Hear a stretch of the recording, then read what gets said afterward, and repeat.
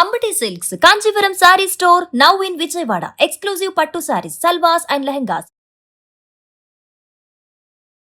బంగారం సామాన్యుడి కళ, మధ్యతరగతి కుటుంబాల ఆస్తి. కానీ గత కొన్ని రోజులుగా ఈ పసిడి ధరలు సామాన్యులకు చుక్కలు చూపిస్తున్నాయని చెప్పుకోవచ్చు. నిన్న భారీగా పెరిగిన ధరలతో అందరూ టెన్షన్ పడ్డారు. బట్ ఈ రోజు సీన్ పూర్తిగా మారిపోయిందని కూడా చెప్పుకోవచ్చు.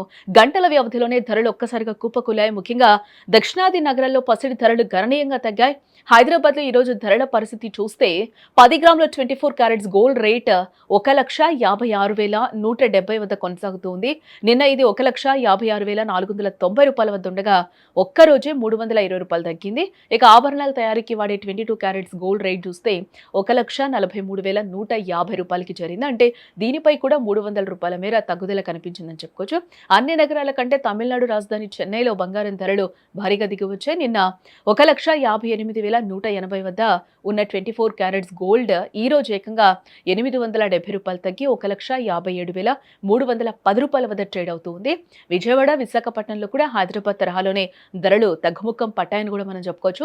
దేశ రాజధాని ఢిల్లీలో 24 క్యారెట్స్ గోల్డ్ రేట్ చూస్తే 1,56,320 రూపాయలుగా ఉంటే ఐటీ హబ్ బెంగళూరులో 1,56,170 వద్ద స్థిరపడిందని కూడా చెప్పుకోవచ్చు. ఇటు బంగారం బాటలోనే వెండి కూడా నడుస్తుందని చెప్పుకోవచ్చు. ప్రస్తుతం హైదరాబాద్, ఢిల్లీలో కేజీ వెండి 2,70,000 రూపాయల వద్ద స్థిరంగా అయితే కొనసాగుతుంది. ప్రస్తుతం వెండి ధరల్లో పెద్దగా మార్పు లేకపోయినా కూడా బంగారం తగ్గడం కొనుగోలుదారులకు పెద్ద రిలీఫ్ అని కూడా మనం చెప్పుకోవచ్చు. పెళ్లిళ్ల సీజన్ నడుస్తున్న తరుణంలో ఇలా ధరలు తగ్గడం సామాన్యులకు నిజంగానే శుభవార్తగా మనం చూడొచ్చు.